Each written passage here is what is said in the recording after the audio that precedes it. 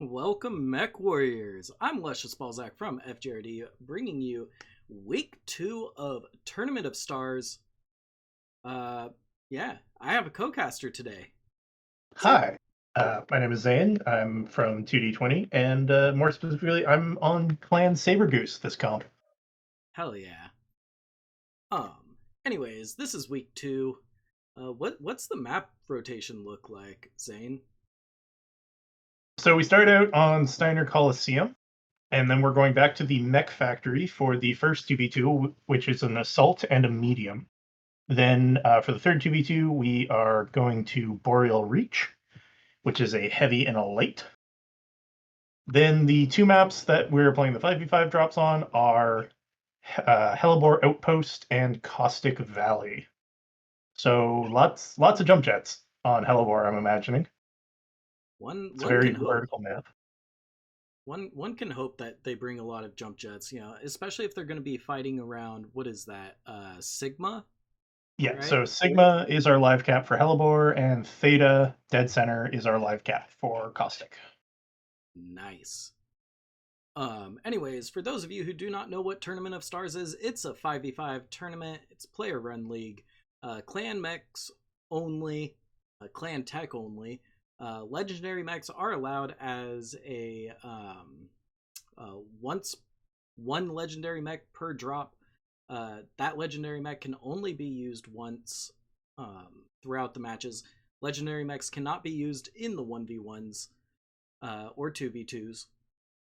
But Yep. for drops 2, 3, 4, and 5, they are allowed. However, you can only bring up to 3 legendary mechs in total, I believe, right? No, it's just once you burned a legendary, you're done. Oh, okay. I don't know that there's any mech that has enough legendaries that you could use all 4 of your allocation of a mech as legendary. And this does include omnipods. So if you use a single scale shot pod on your Viper, it's considered to have burned your legendary for the scale shot. Gotcha. Um, what other little funky stuff is there with Tournament You're of allowed Stars? up to four of each chassis over the 5v5 drops. So you could drop 4 Vipers on drop 1, or sorry, drop 2, or you could drop a Viper each round. Nice. Little side note on the legendary mechs, they have to be purchasable within the in-game store. Yes. So no Axum yet, no Seraph, right? Yeah, no bull sharks, period. Yeah, no bull sharks. Anyways, I think that's enough chatter. I think we should get down and into the match. Yeah, both teams have locked up, so let's get into the 1v1, which, as per the rules, is the trial mech fight. So this will be the Nightjeer Hotel trial mech. It's got 2 Gauss rifles and 2 ER larges. Nice. Now, you said that they have ECM but not stealth armor when we were chatting earlier. That's correct, yeah. Both mechs, or like the trial mechs, mounts the ECM suite, which means that you won't get picked up by radar or missile locks, I believe, but you can still be target spotted. Nice. So yeah, we won't have issues with mechs not really being able to spot each other then. Honestly, though, with the style of match I'm expecting from two range traders like this, I don't know that there's going to be a whole lot of target locking going on either side. That is completely fair. I'm gonna go ahead and cover the blue team if that's all right with you. I will follow DPS. This is command. Eliminate Delta all Galaxy. enemies, no matter the cost. Yes. Not DP. Wait, why do I have The scoreboard DPS? lied to me. Why do I have DPS? Why Well, it's the in-game scoreboard, so. Okay, so he's a DPS pilot. Gotcha. Like, I think ours says Untonians United, because that's what Yuntao said it too when he made the unit. Yep. So Nightjeer D over here on the Pokeball, looking out across the map towards the waterfall, trying to get sight, but Also, Sasha is creeping through the low ground. Yeah. NightGRD here is looking in the wrong direction. Both mechs spot each other, lasers going off. Let's get a little readout on NightGRD here. A little bit of internal structure damage on the right torso from a back shot, but nothing too serious. Both mechs staying outside of playing the long-range trade, instead opting to get in close. El Squatcho has the right torso open. Right CT that's opened up. So very good aim from NightGRD to put basically most of the shots on that component and in fact take the arm off. Now NightGRD is open center torso and right torso. Command to ground forces. But We're detecting NightGRD no more is able hostiles. Good to job, take soldiers. out the left torso on El Squatcho. That's going to be a Hyperion Rocket Raiders win here in drop 1.1. And I'm going to go ahead and update the scoreboard here real fast for everybody. And very efficient game, 310 damage coming out of El Squatcho, 322 out of NightGRD. Just rip the torsos off. Yeah. I was expecting a bit more like sneaky, try to use the cover. But no, apparently they're just going to brawl. I was expecting just range trading from the platforms. Yeah.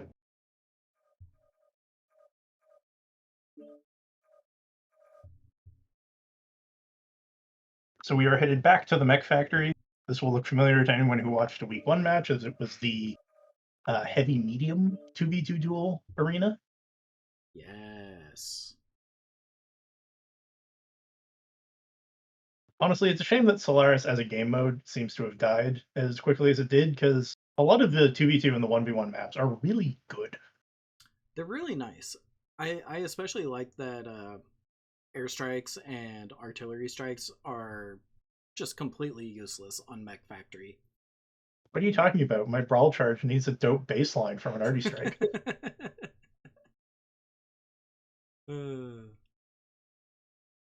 But yeah,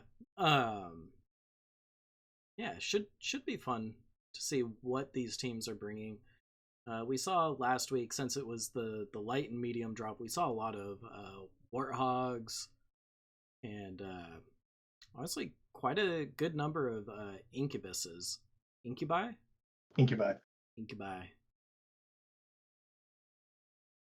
Technically, it's the male version of a succubus. Ah, interesting. Yeah. I'm imagining we're going to see a lot of stone rhinos. Really? Well, like, if you think about the problem with the stone rhino, right? You either run too hot, don't have enough ammo, or you're way too slow. Okay. What if you could mitigate all three of those by being in a 2v2? That's fair.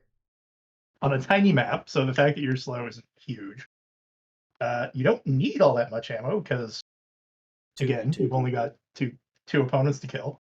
And if you run hot, again, like, you only need to get, what, maybe 8 alphas out total? If you're running, like, LBX 40 or something? Yeah.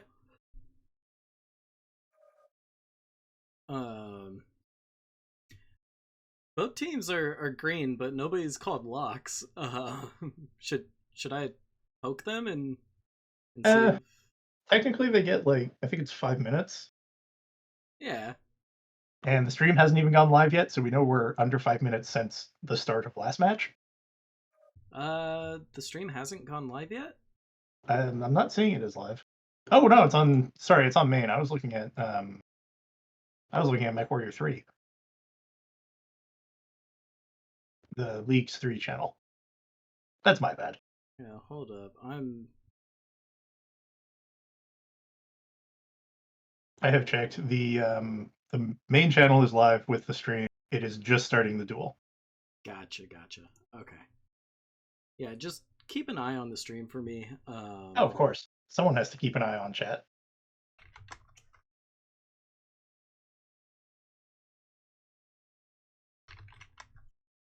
There we go. It should really bug. Both teams are locked. But we should really bug the comp admins to get mod permissions so that people can bet their potato points on the outcomes of these matches. Yeah, we should. It's something we've done on ToS3 a couple times, and it's always been good fun. I mean, it's always good to get some added participation from the viewers. Yeah, and you can gamble your delicious potatoes.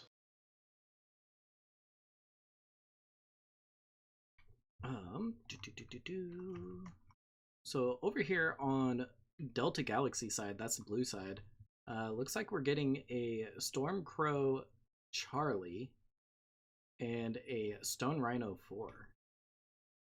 Now, this Stone Rhino has 4 LB20s, and the Stormcrow has 5 SRM6. And on the apologies, on the other side, we have a Stone Rhino 4 at a build I will look at once I can click on them, and a Hunchback 2CA. Ooh, 2CA. This is command. Eliminate all enemies, no matter the Now cost. the A variant, is that the one with the DACA, or is it the lasers? Checking. So it's 6 ER mids and 2 heavy larges, so it is a laser bow. Ooh. Alright, that's going to be toasty with those heavy larges. And the Stone Rhino is running what I'm going to call an AC buffet. 3 AC5s, 2 AC10s, and an AC20. All clan UX. Bud Light kind of blocking Corone's path there for a moment before deciding to hop off the ramp and push up towards the center.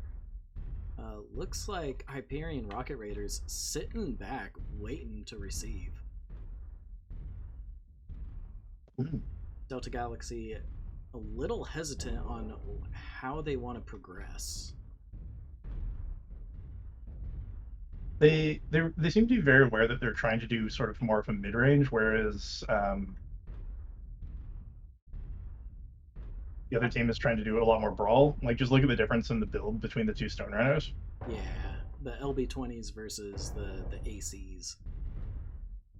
Looks like, who is that? Lord of Death and the Stone Rhino, right? Yeah, he's going super wide. Now I wonder if this is going to be beneficial.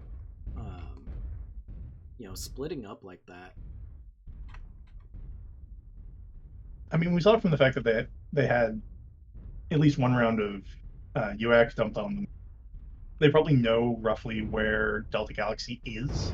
Yep. Getting some shots off on Corone here by Lord of Death.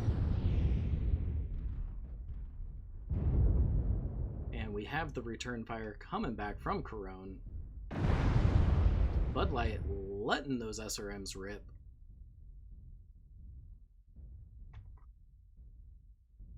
Both teams playing very passively. I'm going to switch my angle here. The last thing you want to do in this sort of mid, if you're the medium mech, is rush in before your Stone Rhino can support you. And realistically, if I'm FJRD here, I'm just going to sit back. I've got ER mediums and LBs and autocannons that number starts with something other than 20. I am more than happy to take this sort of mid-range push. Lord of Death looking a little beat up there. But it's all superficial. Nothing's stripped to the structure just yet. Ooh, Oh. Masaga's getting the left side torso ripped off. CT open in orange. We've almost Yeah, got that's- them all. Down Clean up goes the self-destruct. Monstrous. We're experiencing some losses. And down goes Don't Lord get of Death. sloppy out That there. is a Delta Galaxy win here. Drop 1.2. LBX 80 will do that to you.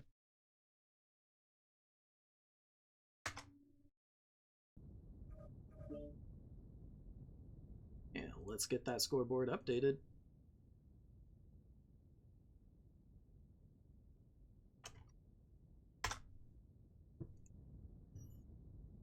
Corone in that LBX Stone Rhino dropping 500 damage. Lord of Death in his AC Stone Rhino dropping 490. Now I'm surprised with how little the Hunchback did. damage-wise. 128 doesn't seem I'm- like a whole lot, especially when the Stormcrow drops nearly 400.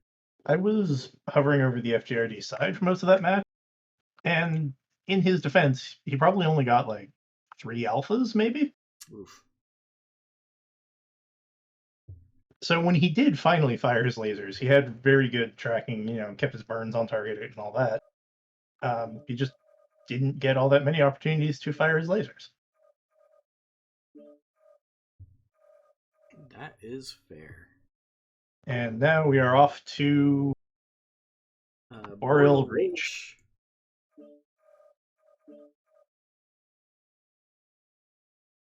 AKA Alpine, old polar highlands in miniature. Ugh, I miss old polar. Can I say that? If I can't, well, too bad. I'm saying it anyways. Only if I'm allowed to say I miss old HPG. Ooh, that's a good one. I miss fighting for the pyramid. I just miss, like, don't get me wrong, I love Rumbles in the Basement as much as the next tier fight Spud. But there was something like weirdly Egyptian in the like classic sci-fi way of old HPG. Mm-hmm. Alrighty, both teams are locked, so I'm gonna get into this. So this is a heavy and a light. Heavy and light. Okay. Yeah. I'm predicting a lot of onions. You and I will have tears brought to our eyes by these drop decks. Oh no, not the onions.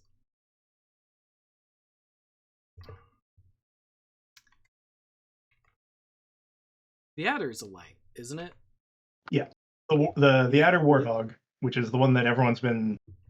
I don't think it's as amazing as you'd think,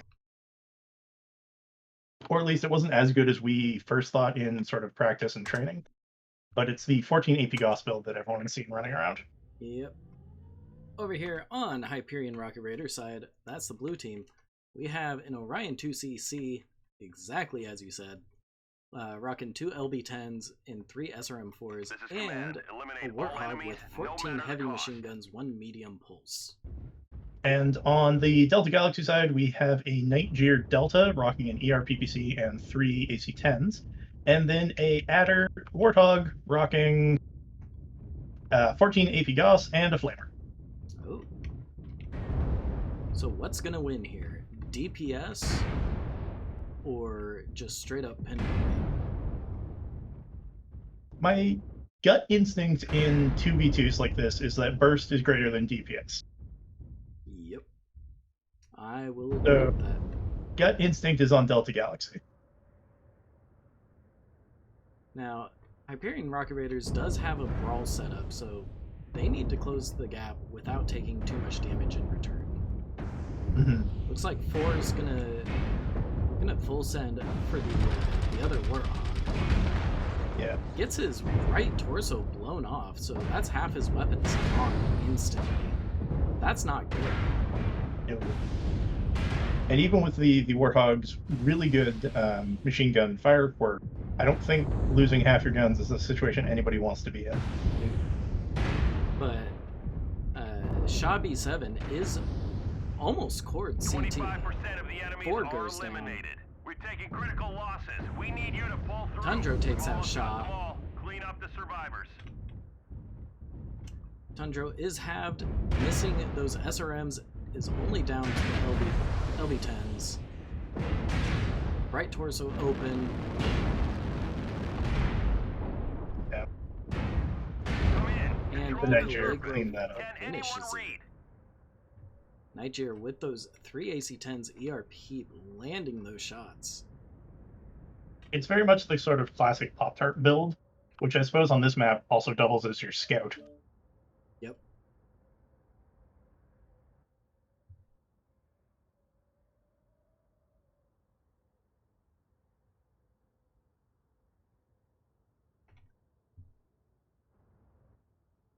Alrighty. Nearly 500 damage coming out from the Nightjeer.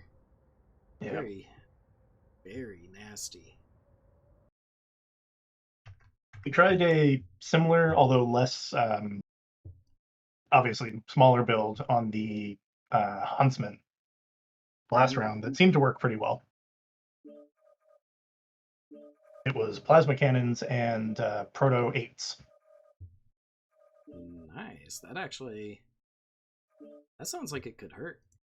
It went fairly well. The problem was that it was drop 1, so it got into a brawl quite quickly. And thankfully, my team was body blocking for me, so I was able to sort of jump jet out and disengage. But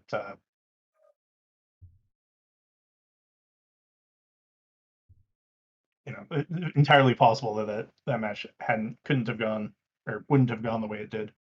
So Hellebore Outpost, like we were saying, lots of jump jets.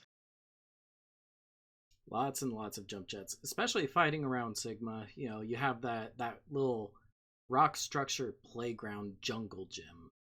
So at least I'm not convinced that the fights are necessarily going to break out at Sigma, just because both teams have to make a very long sprint to get to the far side of the map where Sigma is.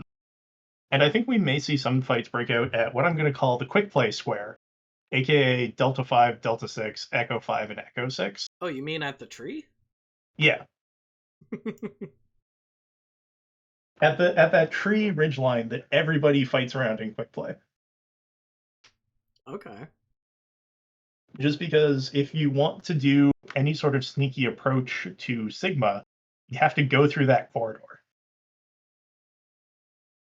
That's fair. Unless you want to go the very long way around, which through either Fox 6, Fox 7, or Charlie 6, Charlie 7, depending on which team you're on. Now, from that little ridgeline, can you see Sigma? Can you see the cap point? You can see the cap point. I don't know that you can usefully contest it. I'm fairly certain there's spots where like a small light mech could stand and not be subject to fire. Okay. But it does give you pretty good like you'll be able to spot if Op 4 is on Sigma. Yep.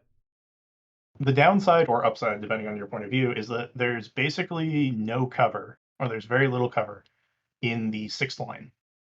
So trying to push from that ridge into Sigma is a bit of a turkey shoot sometimes. Yep.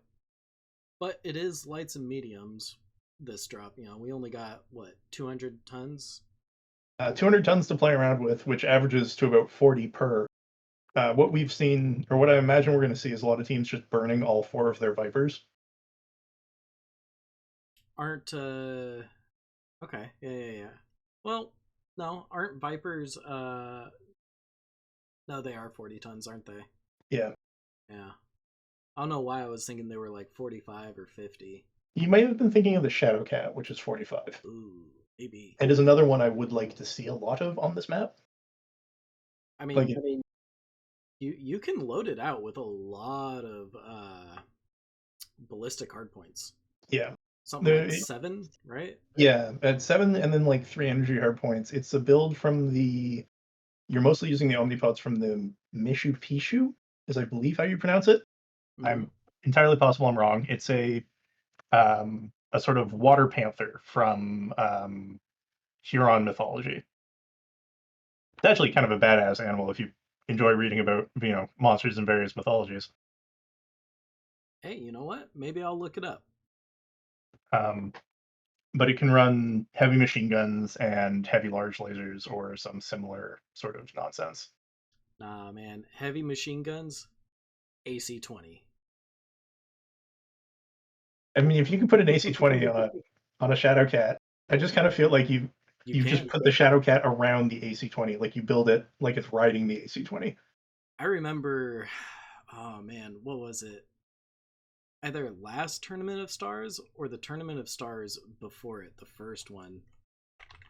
I remember seeing a bunch of LMG AC-20 Shadowcats. That was funny. The teams are locked up. Let's see if we see any spicy builds like that going into Trop 2.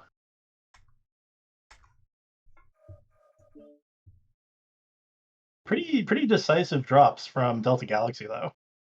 Oh yeah, on those 2v2s. Yeah. I think they just I think they might have had the better aim. And honestly, with that second 2v2 on Boreal, they won in the mech lab. The duels are interesting to me because, well, on the one hand, like, yeah, you can lose them in the mech lab, but I feel like it's a lot easier to get a sense of the sort of pilot skill checks. Mm-hmm. And it's interesting, like, going into drop two through 5, we know that at least on the individual level, Delta Galaxy has been playing better, but can FJRD cohesively, sort of as a pack, make up for that difference in sort of pilot checks? Because being able to like brawl cohesively 5v5 is not an easy thing. I mean, I come from a FJRD is a known brawl unit, but I don't know. We have been kind of slacking lately with the whole. No, but brawl you of differentiation. anybody should know just how difficult like a well-coordinated brawl can be, and just how hectic and all that. Oh, it can definitely be hectic. Like people talk about the so-called no-skill rush, and sure, some people don't have any skill when they do their rush. But a well-coordinated brawl push is a difficult thing. Yeah. I don't know. Usually, when I'm part of a brawl push, it's this is the call: legs. Just shoot the legs on anything that gets close to you. Do you want to take the FJRD side or the Delta Galaxy side? I'll stick with the blue team. You can go ahead and read off the. Okay, so on FJRD side, we have a pair of Mistlynx Gs, a Jenner 2C Fury, an Arctic Cheetah Echo, the very, very brawly lights, and then rounding out the tonnage, a single Mad Cat C. Oh. Interesting. Bringing which is running 2 Gauze and ER Meads. Yeah, over here on Delta Galaxy side, we have 4 Vipers, one of which is a scale shot, and a Kit Fox Delta. Now that Kit Fox is SRMs, and I'm going to assume that the Vipers are HMGs. Yep. Oh yeah. So we have a very pure brawl ball coming out of Delta Galaxy, and a bit of a mixed brawl ball coming out of FJRD. Yep. If you look at the formation, Delta Galaxy has that one scale shot up high at the tree, getting some scouting information, while the rest of the Vipers and the Kit Fox push onward towards Sigma. Meanwhile, Hyperion Rocket Raiders just sort of conga lining straight into Sigma. The Mad Cat looks to be way far back. Yeah. Left behind. Whether that's a good thing or a bad thing, we'll see.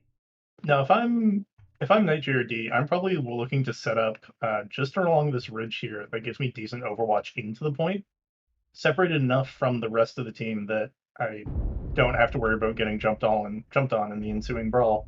Yep. Now it looks like the fight is starting. Vipers heading in to fight with Tundro out in front, getting swarmed by 4 Vipers at once, or 3 Vipers and a Kit Fox at once. Tundro gets legged, goes down.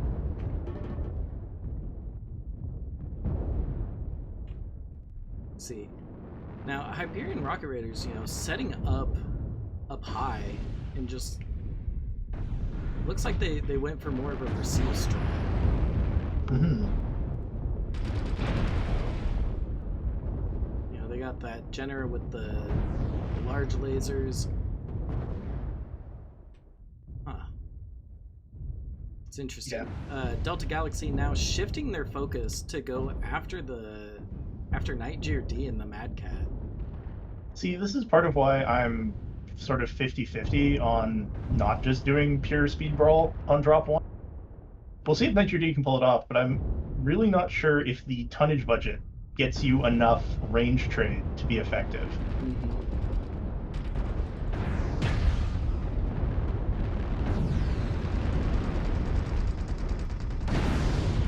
As you can see, like, all 4 surviving members of Delta Galaxy are just jumping on that poor Mad Cat. Sorry, Marauder. Not Marauder. Mad Cat. But yeah, FJRD goes down, taking those back shots. Looks like 4 goes down very quickly, and it looks like this is going to be a Delta Galaxy win. 4 mechs remain. They're all, relatively fresh. And all that's left for Hyperion Rocket Raiders is that Jenner 2C Fury. It is nice to see the Jenner out and about, though. It is. I know that its inner sphere variant is suffering from what we internally call hitbox issues. Ah, yes. And which is just that it's enormous. Yep. Jenner 2C Fury goes down from back shots. And yep, this is going to be a Delta Galaxy win pretty handily, honestly. Mm. And I'm tempted just to put that down to the Viper. Yep. I think it's pretty undisputably the best Clan 40 tonner. Oh, without a doubt.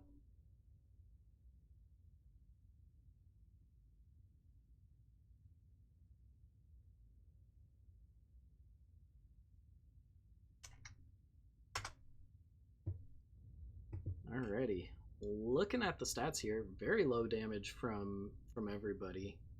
Which is good. You want to see low damage on these light drops. Yeah, damage in comp is this sort of weird rubber band where you don't want to be too low. You don't want to be double digit. But you also don't want to be too high because it means you're not dealing your damage efficiently. Yep. And I think, at least personally, one of the biggest sort of mental realignments I had to do was getting used to seeing not solo queue or quick play numbers. Especially if it was in a heavier mech and it's like, oh, I should be doing, 500-600 damage or whatever, and then you do 4 and you could have played out of your mind in a 5v5. Mm-hmm. But part of your brain's just like, that's not high enough. Number not go up. Monkey brain say not big enough.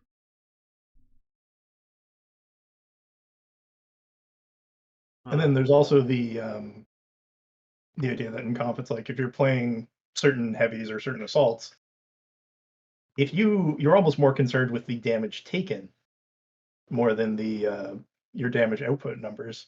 Yep. Because yeah, if you're in a Stone Rhino, you want to be seeing at least 800 damage taken. Yeah. You want to be spreading that damage. You want to be taking as much damage as possible.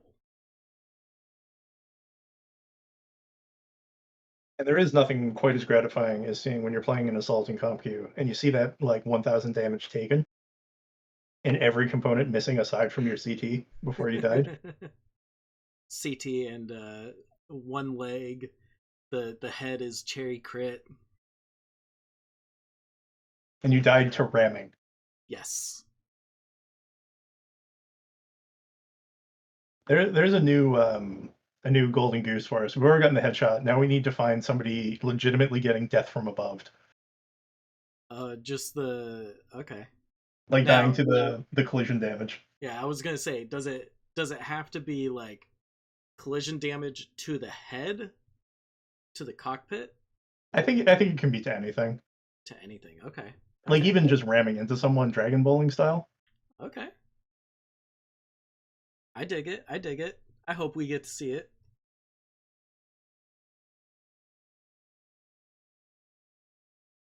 I'll admit though, Dragon Bowling was actually entirely after my time.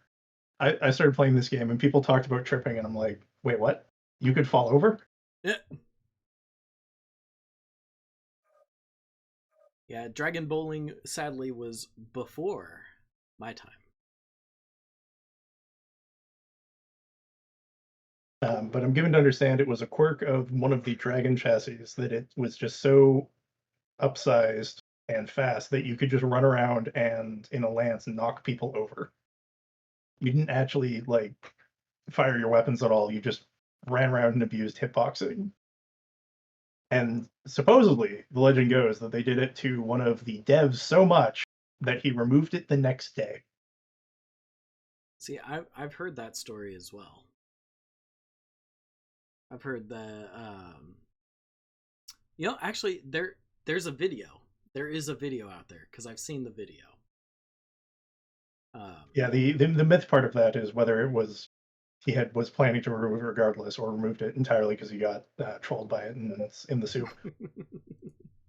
I would hope that it's because he was planning to remove it. Yeah. Not that developer gets butthurt from players abusing mechanics.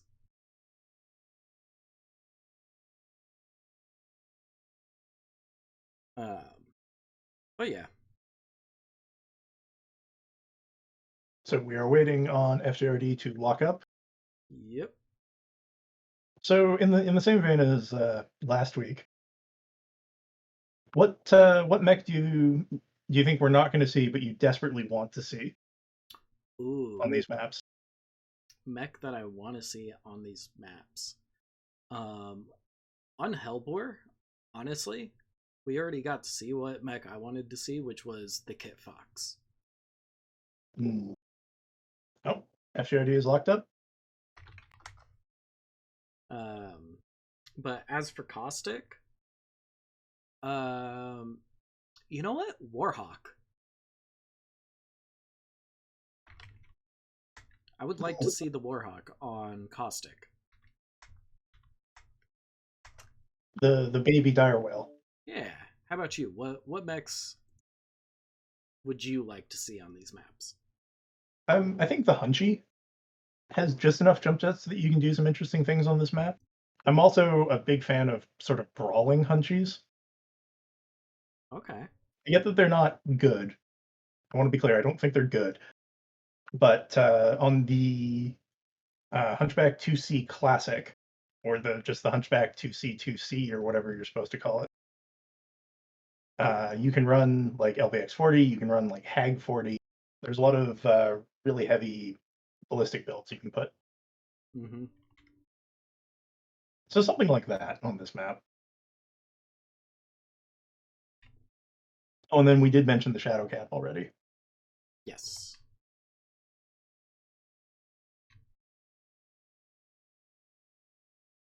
I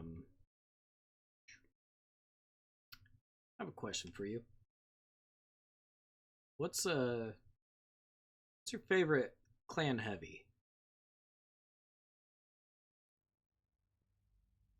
It's a toss-up between the Onion and the Timberwolf. Okay. Because you see, I played far too much Mech Warrior 2. Gotcha. Coming in. Yeah, that'll do. Capture and hold the resource points. Alrighty, over here on Team 1 side, that's Hyperion Rocket Raiders. We have a Kit Fox G, Viper F, Viper C, Nightjeer Bravo, and a Mad Cat Mark II Moonwalker. So, and over on the far side, we have 4 Shadow Cats and an Executioner. One of the Shadow Cats is running 2 ERPVCs. Another one is on machine guns and lasers. The third is on 6 light machine guns and 2 beam lasers.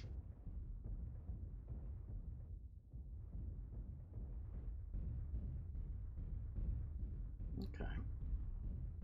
And the fourth and final is on the same. So we have 2 of them running 2 beam lasers and 6 light machine guns apiece. One of them running 2 ER PPCs. You want to hear an interesting build that's on this Viper? One sec, I just want to get the build off the XE. Gotcha. Executioner is also doing Pop-Tarts, 3 ERPPCs and 10 micros. Go ahead. So this Viper C, Viper Charlie, just take a guess as to what its loadout is. LBX 20. Sadly, no. 8 light machine gun, 5 ER meads. That's a very long-range brawl, like Chewy Viper. Yeah, it's interesting. It looks like a quick play farmer, you know? Yeah.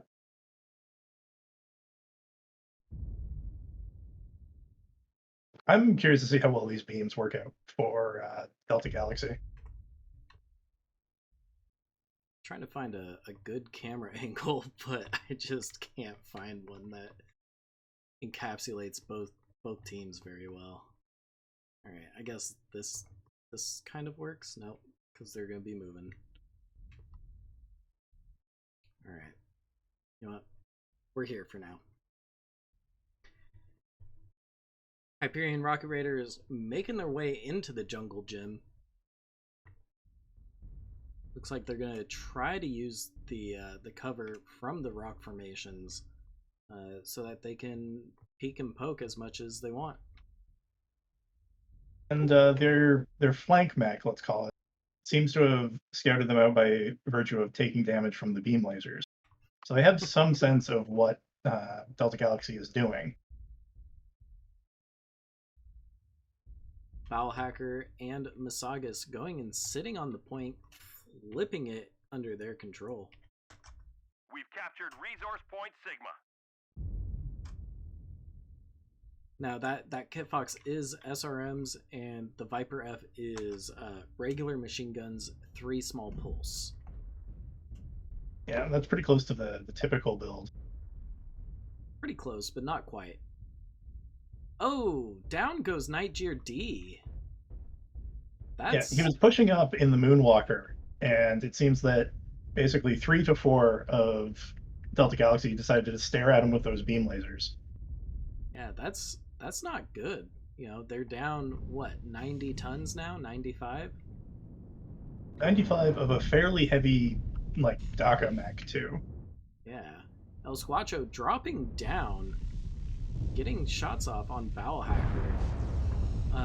Looks like Trounce, Corone, and Bud Light are going to be following El Squatcho down into the low ground.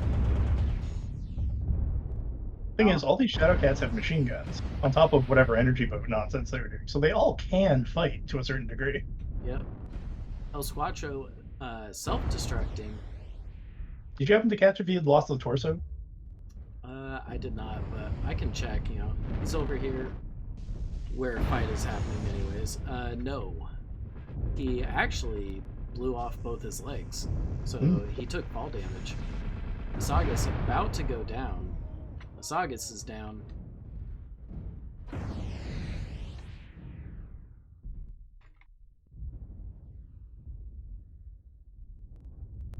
Looks like the next target call might be Bowel Hacker here, as Bud Light and Corone advance on him. Bud Light's going to have to take point. The rest of Delta Galaxy is pretty beat up. Bowel Hacker is open CT. Now, Bowel Hacker should really be pouncing on Trounce. Down goes Bowel Hacker. It is now a 2v4 situation, not looking all that great for Hyperion Rocket Raiders. Yeah, Lord of Death is just going to get stared at by those beam lasers. Yep. Down goes Lord of Death. 4 takes down Trounce.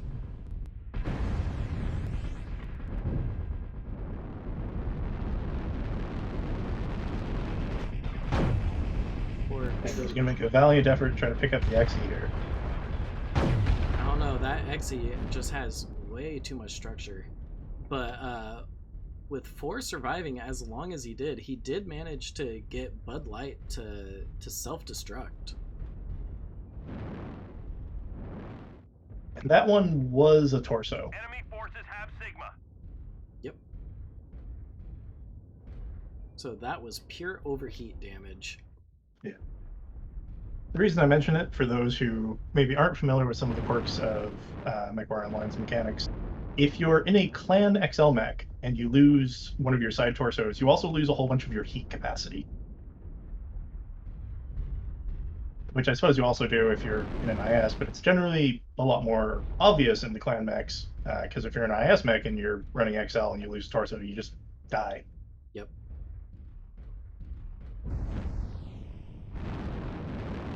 Now, one thing to note here, Corone is almost completely fresh. They did not take much damage at all. Yeah. Looks like they took a whole bunch of strays. Yep. And they're cooking their own legs.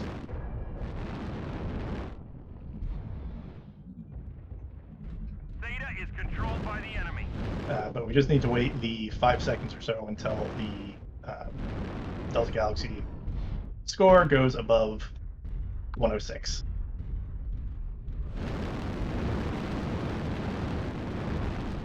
The enemy has capped enough resources. We've failed. Because apparently coding some way to check if there's enough time for you to actually get the points is not something we can do. No. Math is too hard. Come on, man. Alrighty. I'm gonna update this scorecard real fast. It's a win for Delta Galaxy. 5 kills, FJRD with 3. We'll log the match ID. Looking at the damage numbers, Corone in that Shadowcat Prime dropping 503 damage.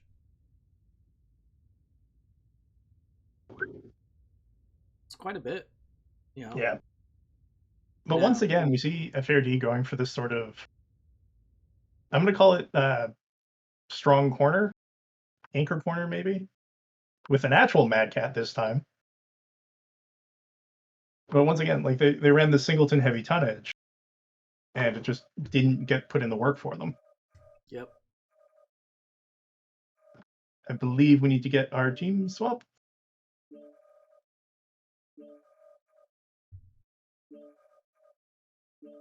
There's the team swap, and off to Caustic.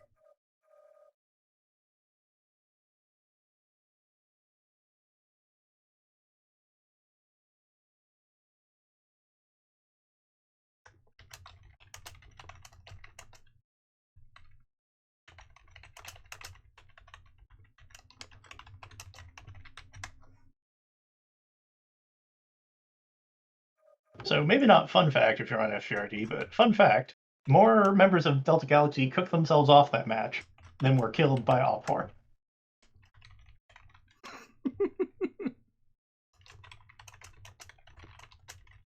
Now we have checked in the rules. If you self-destruct like that, it still does count as a kill and a point for the opposite team. But I just thought it was funny. Yeah, there was a big long discussion about that in the MWO comp server. Which, honestly, yeah, kind of funny. I'll admit, I'm not a big fan of the deny meta. Of the what meta? So it's deny is a term that comes out of Heroes of New Earth, I think, which is a Dota clone. Okay. But it's the idea that in those games, if you team killed, you could deny the opposite carry the gold from the kill. Ah. So in this context, if they didn't get the point for a team kill or a self-destruct, there would be a certain impetus on your team to kill you before the other team could kill you. That's fair. To deny the points. Yep.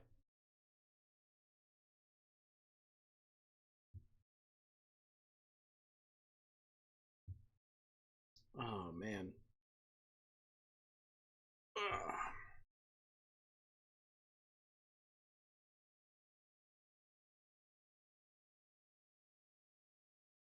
True that, Zane. At least we don't have to swap servers this time. Like, I appreciate that if you're playing from somewhere in Oceania, so like Australia or even EU, that the ping times to Vancouver, because I'm 90% that's where the NA servers are, can be quite ridiculous. Changing the region, remember you change region each time can be a pain in the ass. Yep. Changing servers, swapping sides. Like, side side swapping, yes, it's a pain. Yes, I do wish that there was just a simple side swap button that literally swapped the sides for us, but I know that, writing code. At least for we got the drop Warrior- swap. Yeah, at least we have the function to drag and drop to swap sides. Yeah. We don't have to remake the lobby. Or can you imagine if you had to put them into empty? Oh my gosh. Full teams, that would be impossible. Yeah, you'd have to wait for someone would have to leave. Yep. Oh man. Yeah. No. I will say, like, having the side swap after each drop, is it annoying? Yes. Is it useful? Also yes. Because it just it fits a pattern. After each drop, swap sides. The only the argument to me is it's easier, I think, on the new players to understand just swap each time. Yeah. Personally, as someone who's spent enough time playing comp to sort of get the pattern of things a little bit, I'm rather fond of the way ISC does it, where you swap every second drop. Okay. So you'll be, and I think you swap after drop 1. I can't remember off the top of my head, but you'll either be AABBA or ABBAA. If I remember correctly, it was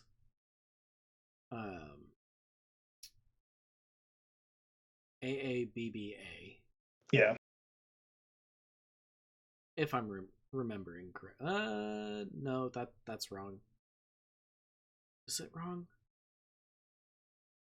But the point is that you either swapped maps or you swapped sides. Yeah. Oh, both teams are locked up. We're into our first Caustic Valley drop. So this is drop 4. 375 tons of mech action coming to you live. As sponsored by the MWO Comp Team. They didn't give me a slogan or an ad read here, so I'm going to make one up for Potato. They're starchy and delicious.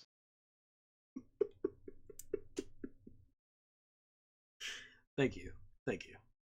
And in fact, a tribute to our capacity to domesticate plants. Because the potato is not natural. We have bred the potato to be the glorious, glorious breakfast staple it is today. Do you remember if Team 2 is the north side or the south side?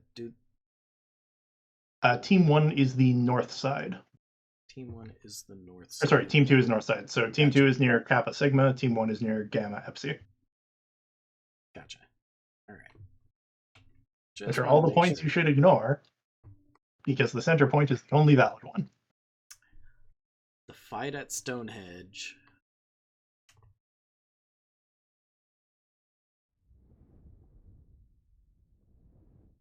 Yeah. So you're over on the blue team side? I am indeed over on the blue team side. Here we go. Teams are loading in. Over here on Team 1 side, that's Delta Galaxy, that's the blue team. We have 3 Nightjares. 1 is a B, 2 are H's, so that's B as in Bravo, H as in Hotel. A Huntsman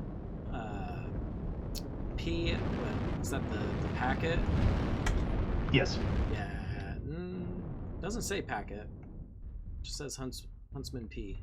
But anyways, and a Stone Rhino K for Kolos. And on the FJRD side, we have Lord of Death in the Stone Rhino 7 with 10 ER larges. And we have Nightjare with 2 Goss and 5 ER larges. Battle Hacker in the Vapor Eagle 1 with 3 ER PPCs. Outlaw Hunter in the Scroll with 3 ER PPCs. And 4 in a Shadowhawk. Sorry, a Shadowcat.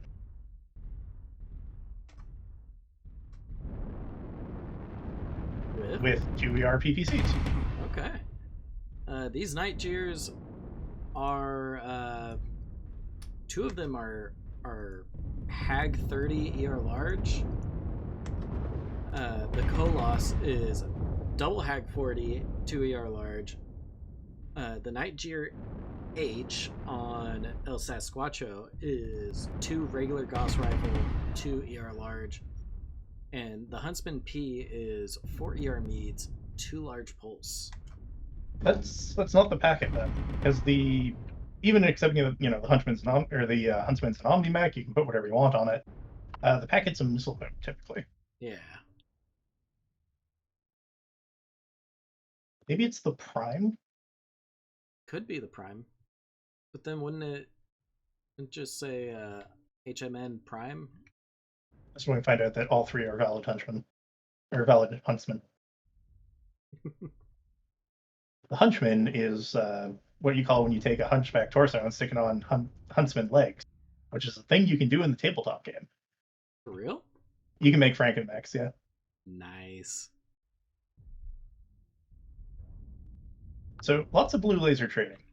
Lots and lots of blue laser trading. Lots of hags being shot off. Oh. And poor Trounce is not having a good time with it. Yeah, I just noticed his percentage. CT open, left torso open, 2 touch on both those components. Actually, no, make that CT more of a 3 touch. Meanwhile, most of the damage on FJRD side has been concentrated on those 2 stone rhinos. Looks like Lord of Death taking the brunt of the damage more so than Nightjeer D. Looking at Lord of Death though, that's mostly self-inflicted. Oh yeah. With 10 ER larges, if you mouse over him, it's almost all internal damage. Yeah, no, he cooking.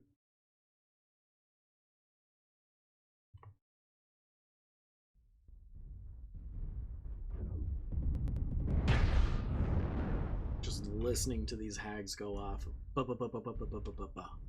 They do have a very satisfying sound, even if they're not the most satisfying weapon to use. But yeah, FJRD just trading really well. Between the Stone Rhinos and then looks like both Bowelhacker and the Scroll were able to get a little bit of a flank before getting chased off. Just good trades.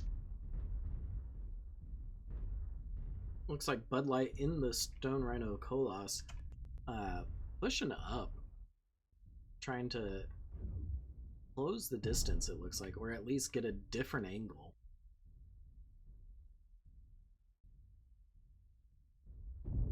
El Sasquatcho here, 45%. CT open, both side torsos open. CT is 2 touch, 3 touch. It's a deep orange, but not red Resource yet. point Theta is ours. They are able to sneak Theta though, because that Kolos tanks a few Gauss shots.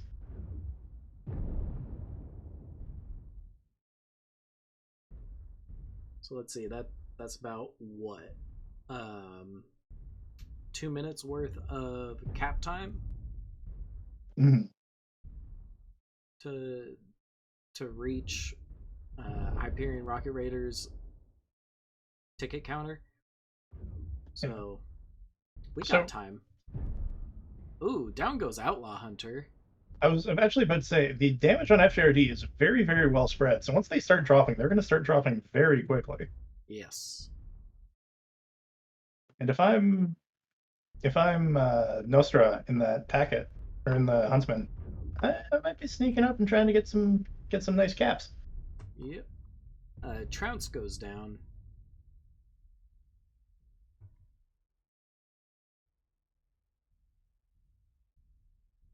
We're sitting over here, almost on a flank, but pushed up very far. Looks like Bud Light here might be coming to get 4. Ooh, missing all the hag.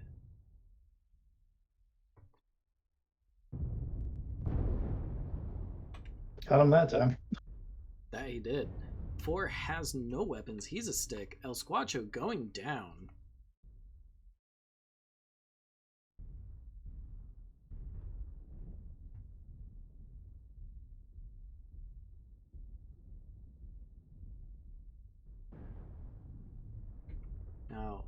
Yeah. Hyperion Rocket Raider's looking very beat up. Yep. Bow Hacker goes down very quickly. Already strike dissuades the push. Now, Bud Light in that Stone Reiner Colos is pretty fresh, honestly. Oh, never mind. That He red, was pretty fresh. he was pretty fresh. That right torso went from like yellow armor to gone instantly. Yeah, that would be Lord of Death with the 10 ER larges. What do you do? Just alpha? I was gonna say if you're willing to make some sausages, shall we say, you can put out a lot of alpha strike with that many ER larges.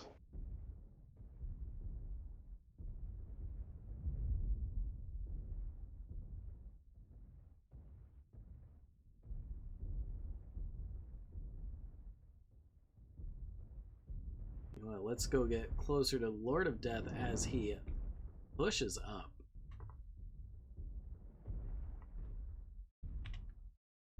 Yeah, Bud Light hasn't realized that 4 is a stick. He's still respecting him. Yeah, Lord of Death, both side torsos open and deep orange. The Huntsman P. Calegro Nostra. You know what? I pronounce it first the first time. Calogero.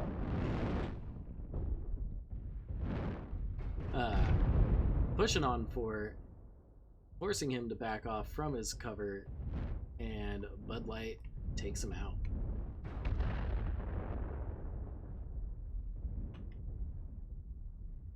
Nostra getting his right torso taken.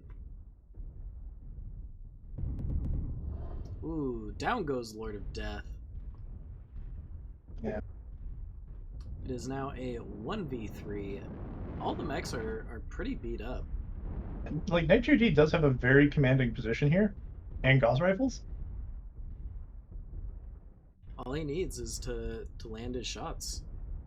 Now, he still has to burn through the Bud Light's left torso if he wants to get a clean kill. Otherwise, he has to burn through a lot of armor and a lot of structure in that CT. He's in the right mech to do it, though. Like, one thing we've seen with the Stone Rhinos is that their downside is their speed. They're very heavily gunned, they're fairly heavily armored. They're just slow. I think NightJRD here has about a minute and a half, 2 minutes to make a decision on how he's going to let this match play out. Yeah.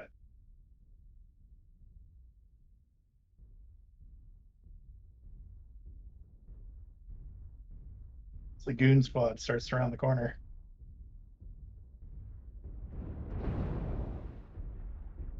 Caligero getting that Pop-Tart shot off on Nightjear. Mm-hmm. He's into Stonehenge.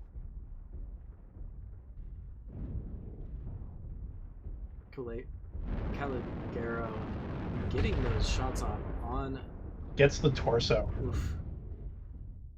Not good, not good.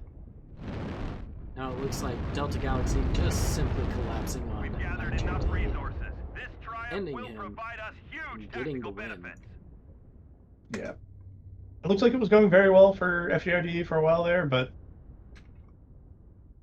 the Pop-Tart beats traders, I guess.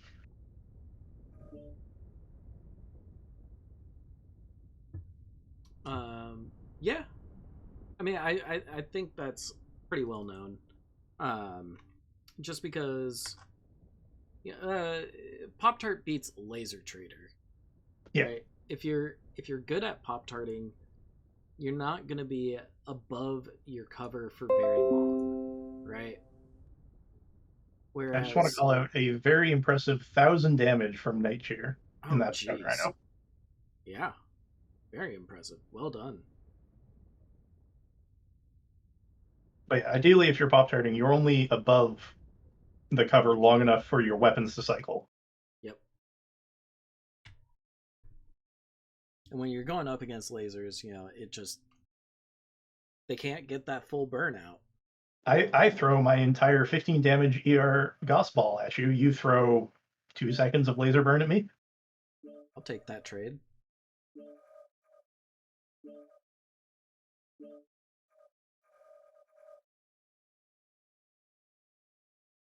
As we move into our final drop of the night. Drop 5, Caustic Valley. Will FJRD Hyperion Rocket Raiders be able to squeeze out a win here on the final drop? Now, this is maybe poking the bear a bit, but where do you come down on the config? I'm against it. Okay. So for those of you that don't know, you can edit the game's config file. This is where it saves stuff like your audio levels, video settings, and all that. And one of the things you can tweak is the entity draw count, which is how many visual effects the game tries to put on your screen at once. If you have a very low-end machine, you want this number to be very low so that the game's not trying to draw smoke effects, gun flashes, whatever. Turns out you can set it to 0 and remove all of the smog effects that we see here on Caustic Valley. Now, me, I have a hard time believing that some of these that some players really need the config files, because me, I'm playing and I'm casting on a low-end machine. My machine has not received a hardware update since 2014. And at that time, so my processor is a i5-4670K. My graphics card is an NVIDIA 660, right? I have a very low budget build now. Teams are locked up. So And I come down 2 ways about it. I've read the reasoning for MWO comp, and I'm willing to accept it. Personally, I would have limited it to factors that you can change through the in-game client, because I like sticking to the you have to be able to modify it through the client. You don't have to like dig through your files and pull up the config. Yep. But the ruling is that setting the entity draw count to 0, or whatever it's actually called, is perfectly fine. Which I mention it because we did see a lot of blue lasers going through smoke and hitting their targets. Yeah. See, I'm against the config files for stuff like that. Right? Now, I know it used to be possible. I don't know if it still is, but I think it's night vision gets rid of it. Thermal. At one point, especially on old Caustic, you could trigger one of the view filters and actually see through the smoke. Yeah, you can kind of see through it with night vision right here, right now. Yeah. But heat vision, no. There's no way. And to be clear, night vision, we mean the green scale one. Heat vision, we mean the grayscale one that makes the mechs glow brighter as they heat up, which is a really neat thing that not many people think about. Yep.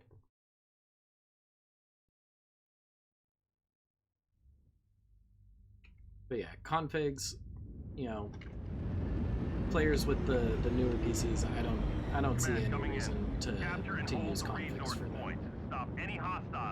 Anyways, let's get into discussing this match. Over here on FJRD Hunters of the Fjordland side, we have a Stone Rhino 7, two Orion 2C skulls, a Direwolf C, and a Stone Rhino 1. On the Stone Rhino 7, we have 10 ER larges, Direwolf with 2 Gauss 4 ER large, Stone Rhino 1 with 2 Gauss 5 ER large, skull with 3 ER peeps, and the second skull with 3 ER peeps.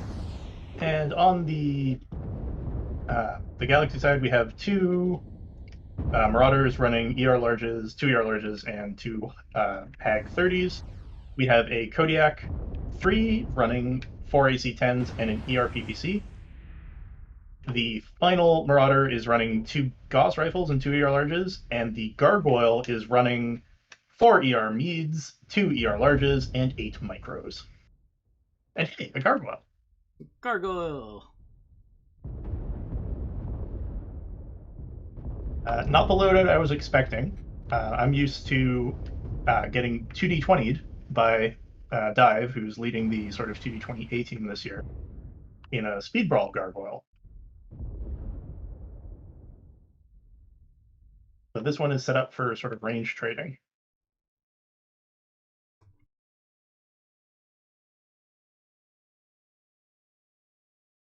Lots and lots of blue lasers spanning out across the map. Yeah, we do see a bit of a mid-range from Bud Light here, though. Like the AC-10s on Kodiak, and then the Hag 30s, those aren't pure blue laser trading loadouts.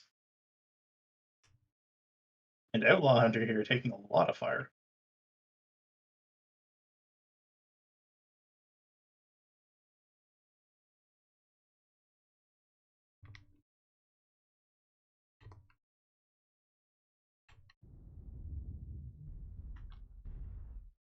Who's this right here? FJRD in the Stone Rhino 1.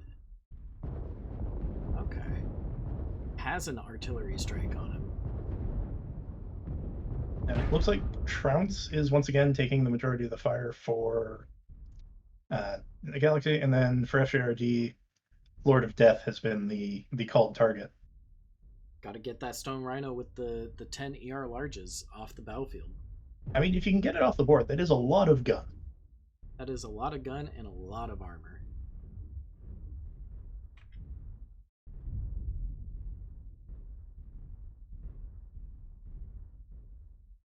Now, I wonder if the damage he is doing is enough to warrant the cooking that he has sustained. Ooh. Honestly, I don't think so.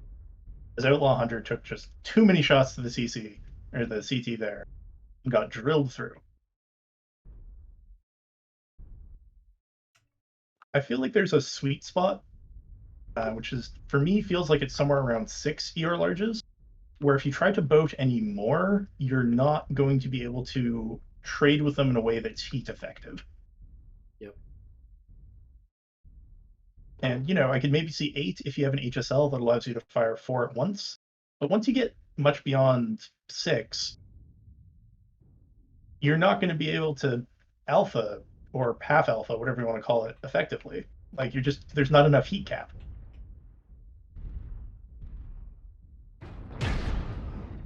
Tundra being the focus of fire.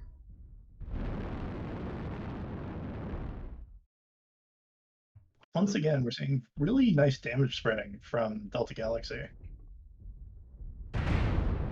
Lord of Death in the center of the map on Theta, just getting ripped to shreds right now. Yep, there goes both side torsos. Lord of Death goes down. It is now a 3v5. Yeah, that's the Hags again on the Marauder. Looks like 4 is going to do some repositioning. Yeah. I've checked through. A lot of Delta Galaxy is pretty beat up, but with the exception of Bud Light, nobody's open anywhere particularly worrisome.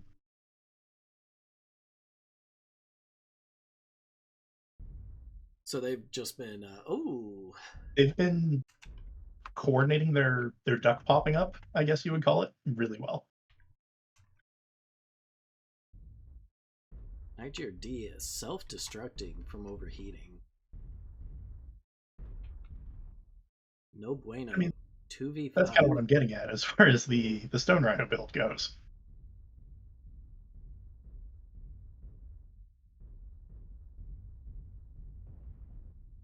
Now, Delta Galaxy does have the number advantage. They can simply just push and win. Theta is controlled by the enemy. Or they just take the point and wait. But it looks like they're going with the more fun option, which is push and win, as they collapse on 4 here. Bud Light does have that right torso open. Orange structure. They're also a little worried about getting hit in the back by Tundra.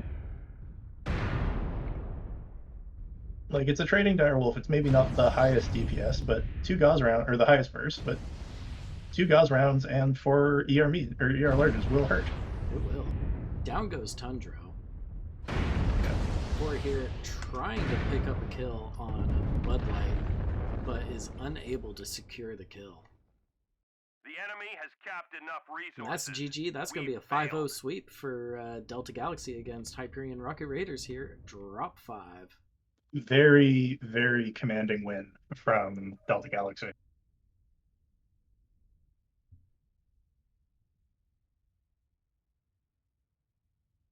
And update the score. Not only did they win, 5-0, the clean sweep, but they had most of their mechs alive at the end of each match. Yep.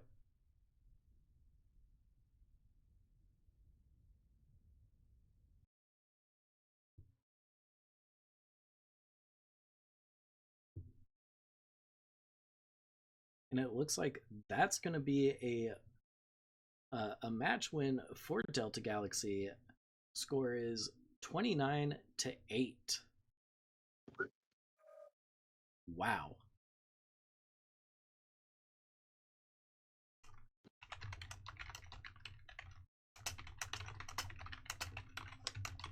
Thank you once again to MWO Comp. Thank you to Mr. Bear for organizing the tournament and coming up with the idea. Thank you to Karnofsky and the rest of the MWO Comp admins for making this a thing that we can do. Oh, yeah. And thank you, Zane, for co-casting with me. Thank you, Lush, for having me. Of course. Anytime. Looking at the Shoutcaster sheet, we have another match coming up here on MWO League's main channel in about, well, right now for me it would be about 40 minutes. So by the time the viewers hear it, about 35 minutes. So, feel free to come back, everybody. Who's up? It will be FJRD Declassified versus Raptor Talons.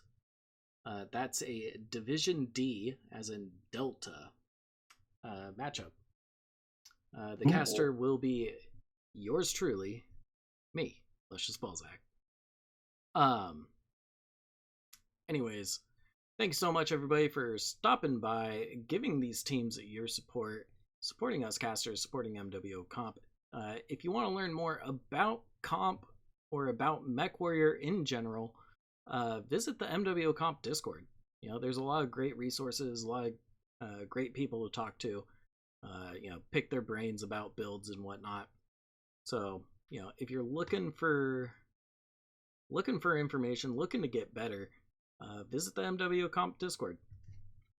Link is going to be provided in just a moment. And I swear by the next one of these, I will know my mechs better. No worries. Just gotta pull up Twitch here. Mute. No, mute.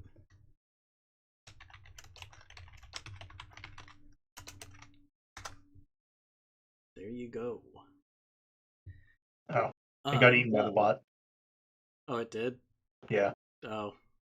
Well, whatever. I tried.